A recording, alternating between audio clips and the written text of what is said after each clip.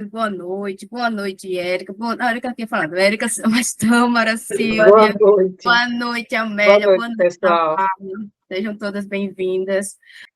Dando continuidade, né, ao estudo do capítulo 4, Ninguém poderá ver o reino de Deus se não nascer de novo, sobre os limites e necessidade da encarnação, itens 24 a 26.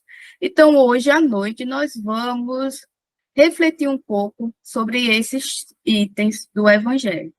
Eu vou, deixa eu aqui para vocês acompanharem, ou para a gente se guiar. Então, dando continuidade, né, sobre os limites da encarnação. Quais os limites da encarnação? A bem dizer, a encarnação carece de limites precisamente traçados, se tivermos em vista apenas o envoltório que constitui o corpo do espírito, dado que a materialidade desse envoltório diminui à proporção que o espírito se purifica. Em certos mundos mais adiantados do que a Terra, já ele é menos compacto, menos pesado e menos grosseiro, e por conseguinte menos sujeito a vicissitudes. Em grau mais elevado, é diáfano e quase fluídico. Vai desmaterializando-se de grau em grau e acaba por se confundir com o perispírito. Conforme o mundo em que é levado a viver, o espírito reveste o invólucro apropriado à natureza desse mundo. Então, aqui, gente, são instruções dos espíritos. Eles vêm nos compartilhar conosco exatamente a necessidade de reencarnarmos. Uma vez, encarnarmos a primeira vez e depois voltarmos ao corpo físico por diversas vezes. Nós já conseguimos entender nos nossos estudos, nas informações que nos traz a doutrina espírita, que o número de encarnações ele vai diferenciar de uma pessoa para outra.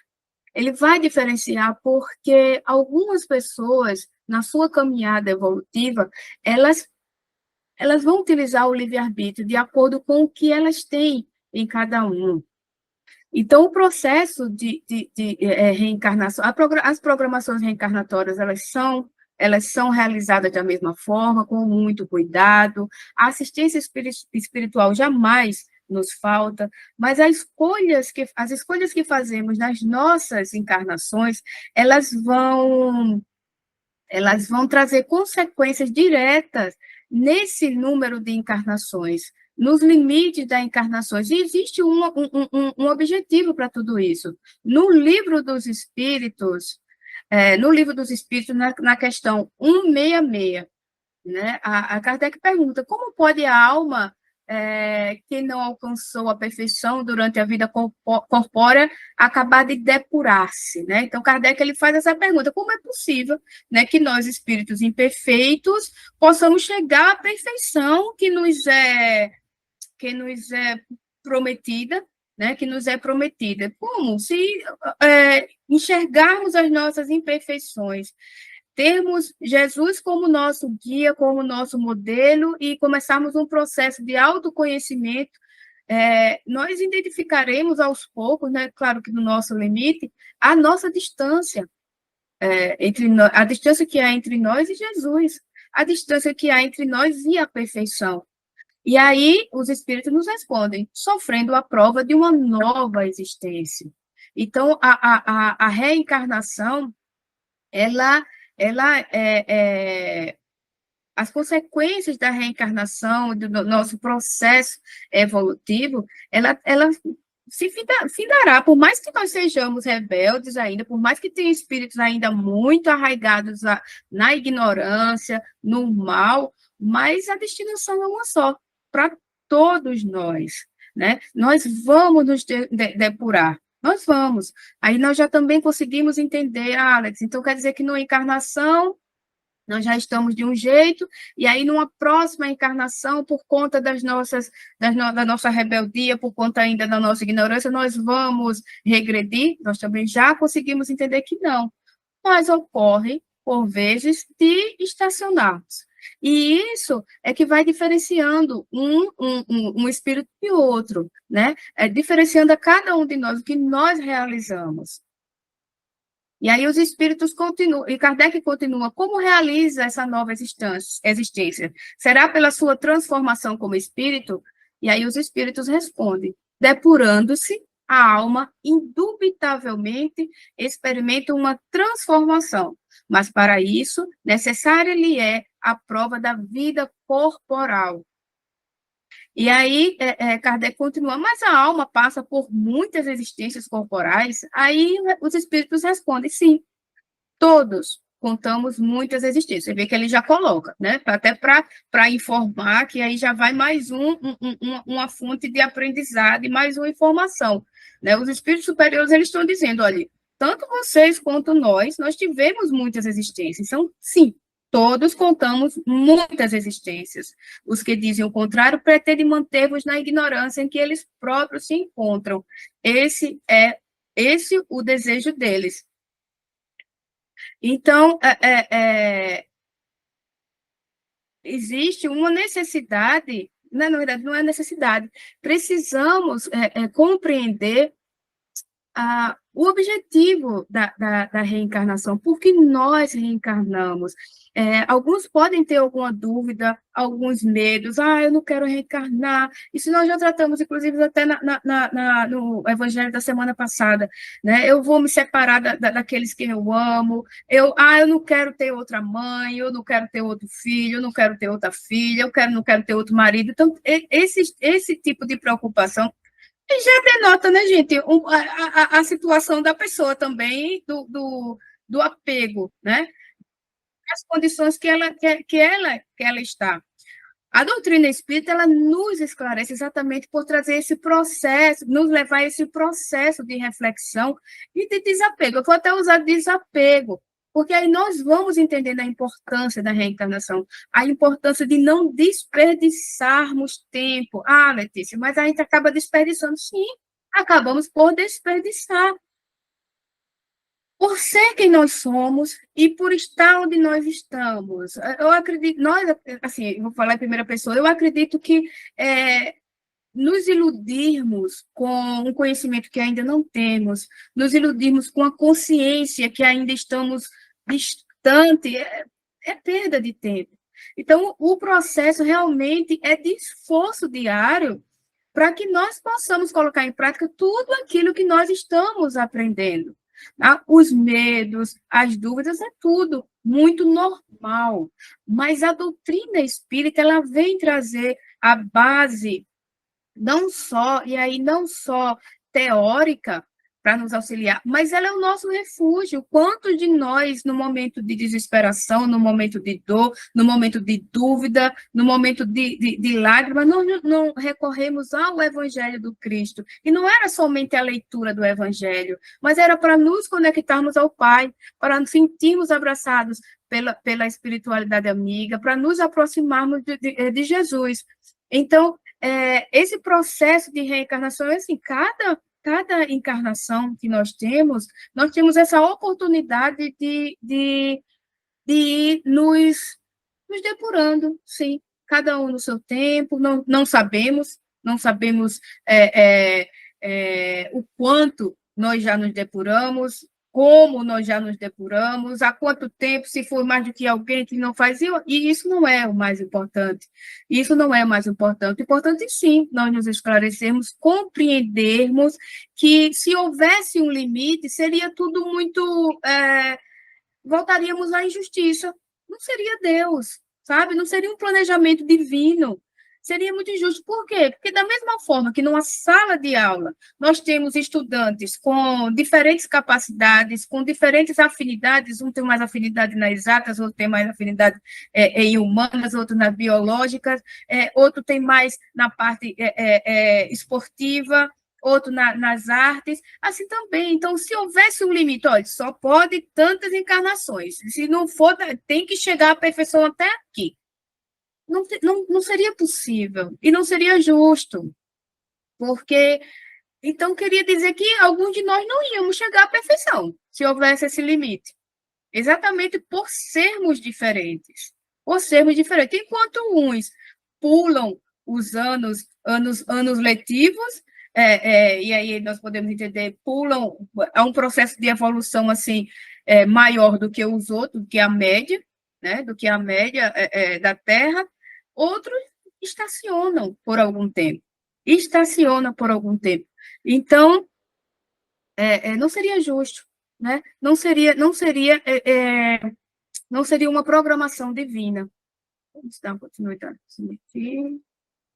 O próprio perispírito, eu já li isso, meu Deus. Não, não.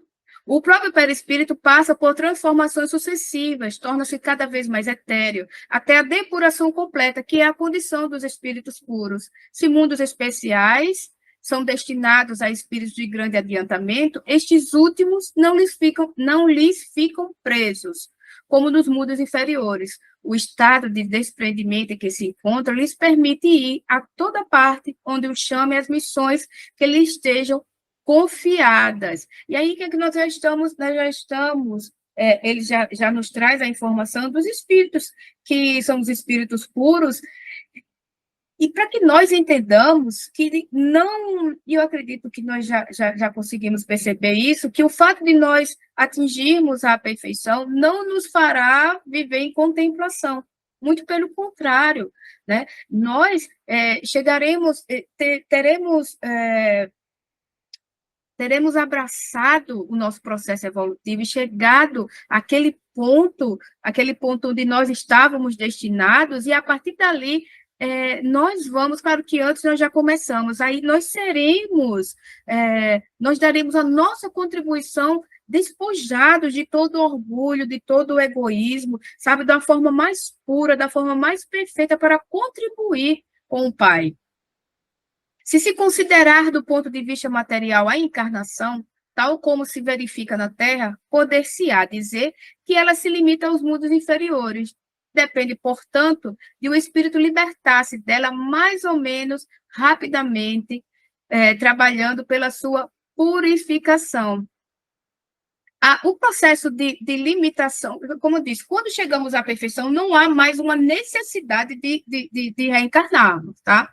Não há uma necessidade de reencarnarmos.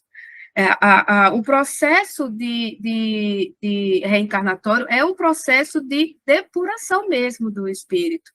Então, chegamos a esse ponto. Então, é necessário o que o espírito reencarna? Não, de forma alguma. Quando eles encarnam, por uma missão, por um processo realmente de missão, como foi de Jesus. Mas não há mais essa necessidade. Deve também, nesse mundo da Terra, um mundo de gente como a gente, não, esse sim, ainda haverão muitas reencarnações. Deve também considerar-se que no estado de desencarnado, isto é, no intervalo das existências corporais, a situação do espírito guarda relação com a natureza do mundo que liga o grau do seu adiantamento. Assim, na erraticidade, é ele mais ou menos ditoso, livre e esclarecido, conforme está mais ou menos desmaterializado. Isso é muito legal da gente conversar. Por quê? Porque em algum momento, a não ser as pessoas que já tiveram toda uma evangelização espírita desde criança, que aí já entenderam. Mas a maioria de nós, que viemos da Igreja Católica, nós tivemos a ideia de céu e inferno, né? Céu, inferno e purgatório. Eu não sei vocês, mas eu tinha um problema muito sério. Por quê? Porque a gente já começa a meio que se conhecer, entender que fazia algumas coisas erradas. Eu estudei em colégio católico, me permita só compartilhar isso. Estudei em colégio católico, então eu tinha que ser uma boa menina e tudo, não podia mentir, mas eu mentia quando eu era criança. Aí, como é que eu ia para o céu? Eu não ia para o céu. Eu sabia que eu não ia, e aquilo me preocupava, minha gente, aquilo me aterrorizava, porque aquelas freiras, elas são de Deus, mas para mim elas não eram muito de Deus, porque elas causavam um terror para mim, porque eu aprendia sobre o céu, e aí eu vou trazer para generalidade, aprendíamos sobre o céu, aprendíamos sobre o inferno, e infelizmente nas nossas condições morais, diante das nossas imperfeições, eu não sei que tipo de fascinação foi essa que a gente em um momento acreditou que ia para o céu. ia para o céu só por ser a gente. Não, eu vou para o céu. E é isso que ele está nos dizendo. Quando nós desencarnamos, nós naturalmente iremos para os mundos, iremos para uma psicosfera. Nossa, aqui nós pertencemos.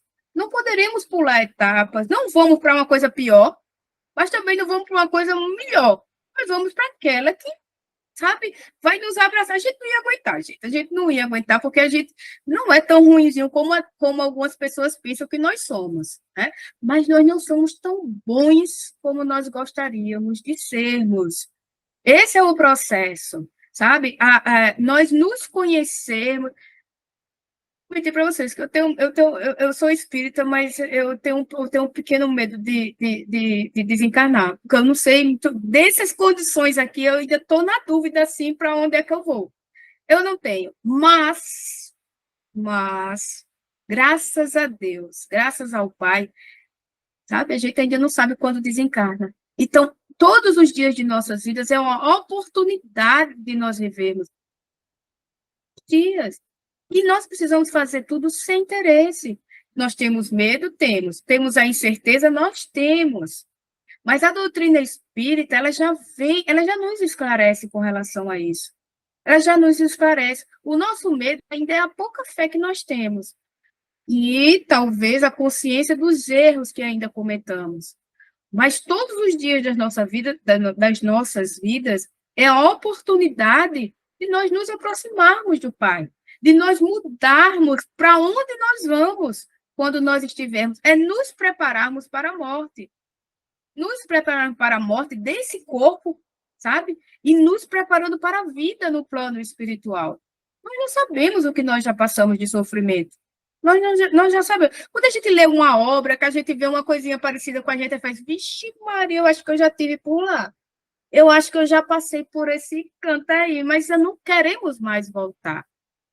E aí, sermos espíritas nos dá essa certeza de que, se nós quisermos, nós não voltaremos.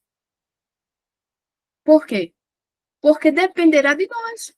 Está em nossas mãos esse processo de depuração. Ele está em nossas mãos. Que não tenhamos nenhuma ilusão de que esse processo vai acontecer em passe de mágicas, que vai acontecer sem esforço, porque não irá. Ele não irá acontecer. E isso não é para que nós nos aterrorizemos, não. É que nós tenhamos essa certeza e nos esforcemos ao máximo, porque esse nosso máximo será levado em conta no final das contas. Porque imaginemos alguém moralmente ainda frágil, muito frágil, mas essa pessoa se esforça tanto para não mentir. Essa pessoa se esforça tanto para. Ela sofre de chorar, sentindo falta dos seus vícios, mas está ali todo dia numa luta, renunciando. O pensamento ainda está ligado a essas coisas. Mas sabe, ela tem no seu coração a certeza de que ela não pode fazer novamente. Isso não vai ser levado em consideração? Vai ser levado em consideração. Nós não podemos nos iludir acreditando que esse esforço seja suficiente para nos transformarmos em anjos ou chegarmos à perfeição. Não, é o caminho que nos levará. Deixa eu só aqui abrir o outro, tá? E aí, dando continuidade, no item 25, sobre as necessidades da encarnação. É um castigo a encarnação e somente os espíritos culpados estão sujeitos a enfrentá-la, a sofrê-la, desculpe. A passagem dos espíritos pela vida corporal é necessária para que eles possam cumprir, por meio de uma ação material, os desígnios cuja execução Deus lhes confia. É-lhes necessária a bem deles, visto que a atividade que são obrigados a exercer lhes auxilia o desenvolvimento da inteligência. Sendo soberanamente justo, Deus tem de distribuir tudo igualmente por todos os seus filhos. Assim é que estabeleceu para todos o mesmo ponto de partida, a mesma aptidão, as mesmas obrigações a cumprir e a mesma liberdade de proceder. Qualquer privilégio seria uma preferência, uma injustiça, mas a encarnação para todos os espíritos é apenas um estado transitório. É uma tarefa que Deus lhes impõe quando iniciam a vida como primeira experiência do uso que farão do livre-arbítrio. Os que desempenham com zelo essa tarefa transpõem rapidamente e menos penosamente os primeiros graus da iniciação e mais cedo gozam do fruto de seus labores, o que, ao contrário, usam mal da liberdade que Deus lhes concede, retardam sua marcha, e tal seja a sua obstinação que demonstre, podem prolongar indefinidamente a necessidade da reencarnação, caso em que ela se lhes torna um castigo. São Luís, Paris, 1859. Deixa eu só puxar aqui o Livro dos Espíritos. Né? Quando Kardec pergunta qual é o fim objetivado com a encarnação, e aí ele responde, os espíritos respondem, a expiação e a melhoria progressiva da humanidade. Sem isto, onde a justiça? E aí ele continua a perguntar, é limitado o número das existências corporais ou o espírito reencarna perpetualmente? Cada nova existência, o espírito dá um passo. Nós já falamos aqui sobre isso, mas só trazendo a resposta dos espíritos. A cada nova existência, o espírito dá um passo adiante na senda do progresso. Quando se acha despojado de todas as impurezas, não tem mais necessidade das provas da vida corporal.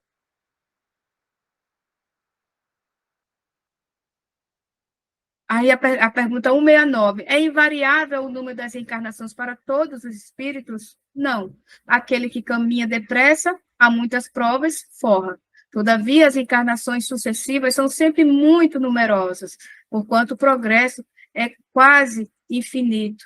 Então, a necessidade da reencarnação, então, expiação, melhoria progressiva da humanidade.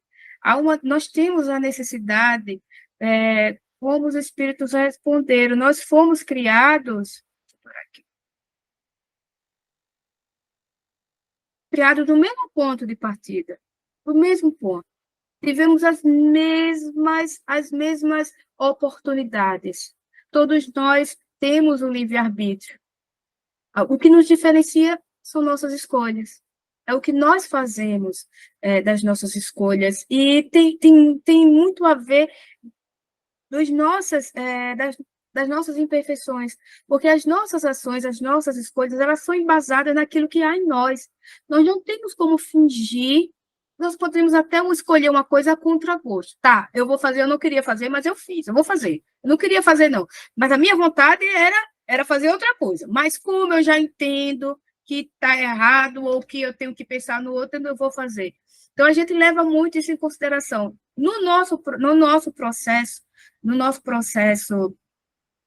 evolutório, de evolução, a gente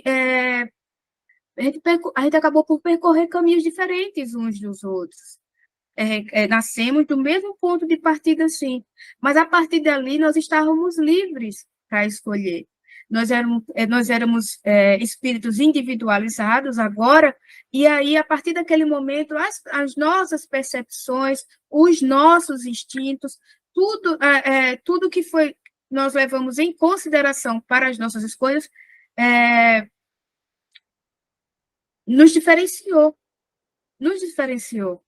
Algumas pessoas viam as mesmas coisas, sentiam as mesmas coisas, tinham as mesmas coisas, mas mesmo assim, algo a fazia sempre se embasar através do egoísmo, através do orgulho, enquanto outros já conseguiu escolher, mas embasado pelas emoções, mas embasados pelo certo, pelo errado. Inclusive, o próprio entendimento do que é certo e errado, naquele momento na nossa história, né, na história da humanidade, era muito confuso, porque a gente não entendia. Até hoje a gente não entende, tem gente que não entende o certo para um não é certo para o outro, o errado para um não é errado para o outro. Eu faço mesmo porque é isso, porque eu gosto, porque são contas, e aí vem trazendo um monte de justificativas que o cérebro vai mandando para a boca como forma de se permitir, mas é errado, né? Outros cometem erros sabendo que é errado, mas mas fizeram uma escolha. E é isso que nos diferencia no nosso caminhar. Esse nosso caminhar sempre foi assim. E aí a necessidade de reencarnação. Eu estou olhando para o rostinho de vocês e eu sei que todas vocês que estão aqui já sabem sobre isso. Mas que, que vocês já sabem sobre isso.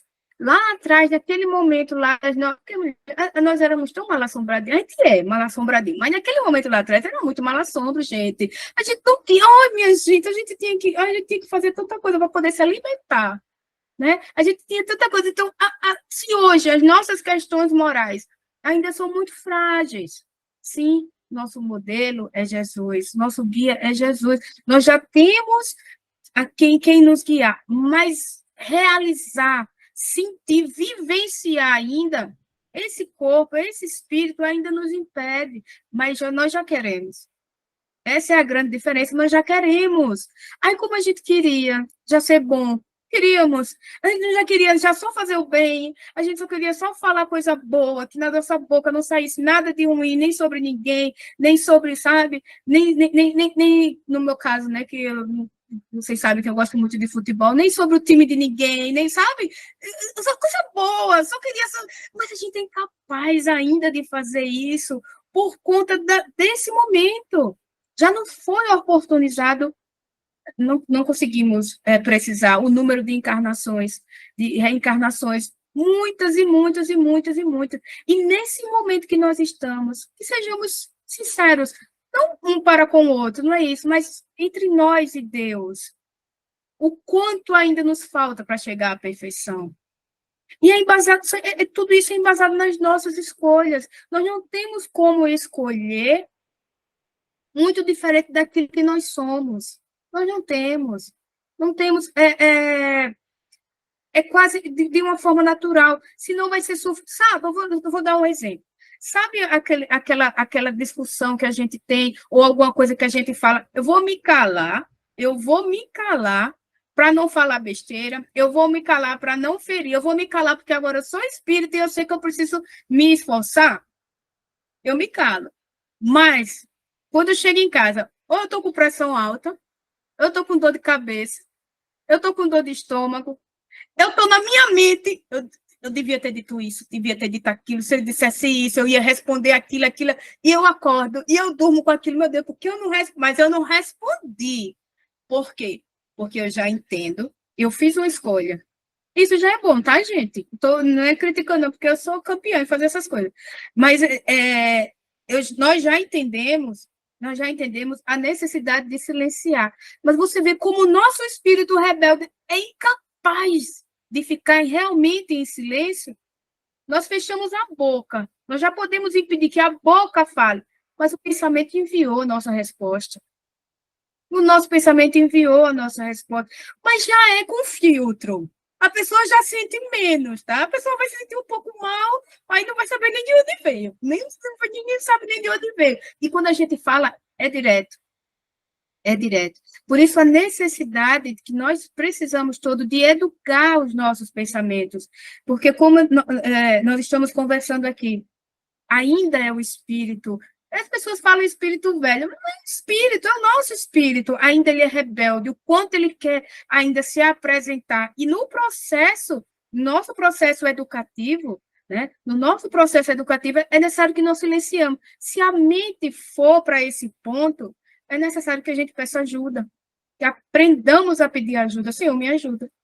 Me ajuda que eu não estou conseguindo aqui. Eu tô nervosa, o pensamento não está me ajudando. Eu não queria estar pensando isso. Eu sei que é errado.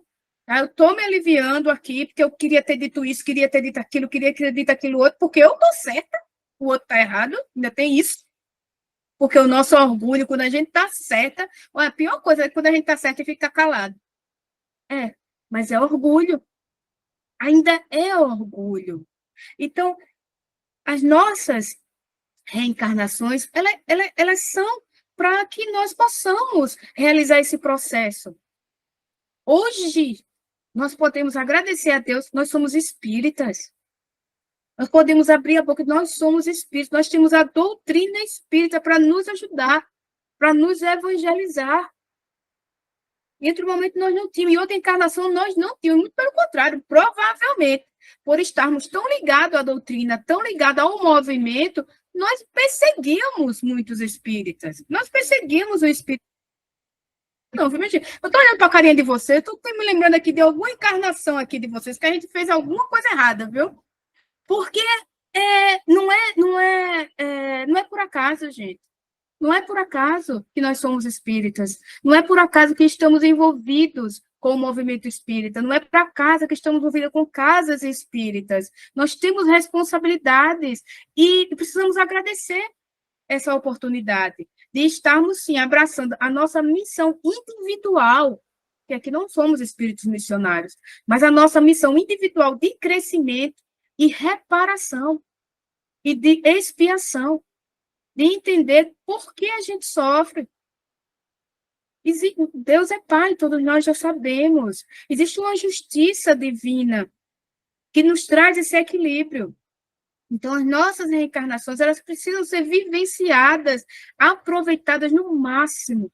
O que nós pudermos fazer de melhor para nós, lembrando sempre que no nosso processo evolutivo, o nosso próximo é fundamental.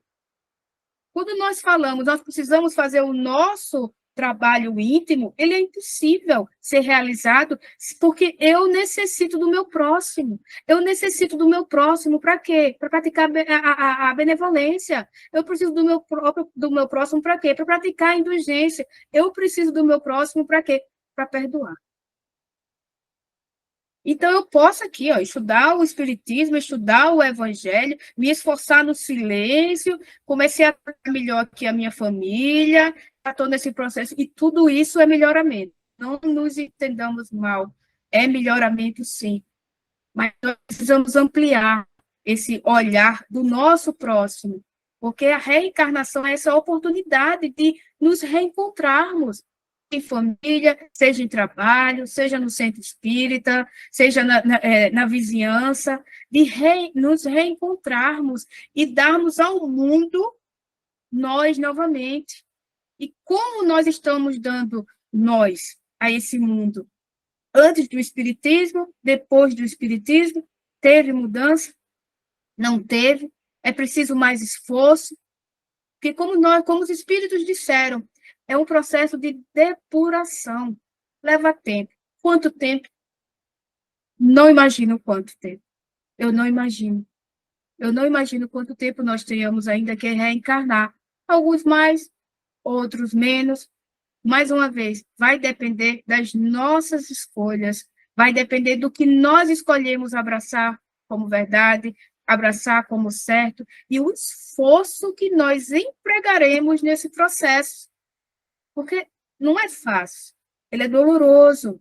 Ainda não temos a consciência de espíritos imortais. Nós já sabemos que somos espíritos imortais, não temos a consciência, porque se assim nós tivéssemos consciência, nós não sofreríamos tanto com perdas, nós não sofreríamos tanto com as questões financeiras, as questões materiais, nós não sofreríamos tanto com as derrotas. Nós não sofreríamos tanto se nós tivéssemos uma consciência maior. Gente, pelo amor de Deus, quem me conhece aqui, aquela frase horrível, repetida, mas quem me conhece sabe. Quando o Brasil perde, eu fico de cama, doente. Não sei, minha gente, se eu ficar com o Brasil perde um jogo de futebol e a outra pessoa ficar de cama, meu Deus, sim, eu juro, eu tento ser uma espírita melhor, mas ainda há apegos. E eu estou dando um exemplo aqui para mim, mas cada um de vocês sabe onde mais aperta em cada um, onde mais toca cada um, onde mais dificulta esse processo de conscientização. Mas a boa notícia é que não tem limites. Não? A doutrina espírita veio nos libertar, veio nos trazer consolo, veio nos trazer esperança de que aquela criança que nós todas fomos, que um dia disseram que a gente ia para o céu e sabia no fundo do seu coração que não merecia o céu, já sabe o que fazer para poder entrar nesse céu. E graças à doutrina espírita. E graças à reencarnação. Algumas pessoas sabem que eu não acreditava em reencarnação, hoje eu tenho muita vergonha disso, que eu mangava, eu não acreditava, mas não há nada mais justo nesse mundo do que a reencarnação. Não há nada mais justo nesse mundo. A reencarnação é o amor de Deus, é o amor de Deus para cada um dos seus filhos. Só isso, gente.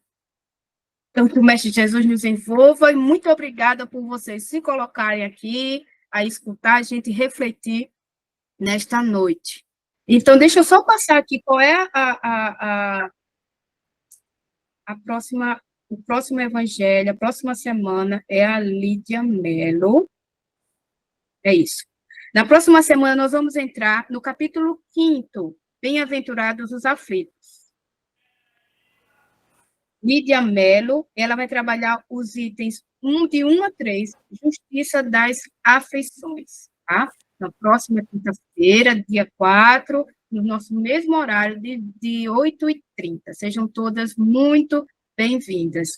E agora nós vamos fazer a nossa prece de agradecimento a Deus, a Jesus, por mais um dia. Aqueles que prefiram possam fechar os olhos somente para uma melhor concentração e dizendo assim: querido mestre amigo, obrigada, Senhor, por mais uma oportunidade de aprendizado, de reflexão, Senhor, acerca do teu evangelho, que tanto vem nos auxiliando a caminhar.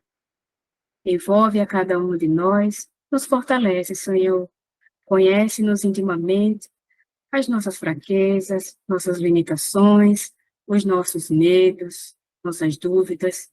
Fortalece-nos, Senhor, para que possamos cada vez mais caminhar com coragem, com fé, com alegria e amor. Que a tua paz envolva cada um de nós, Senhor, aqui, estudantes, nos 2 planos da vida. Que assim seja.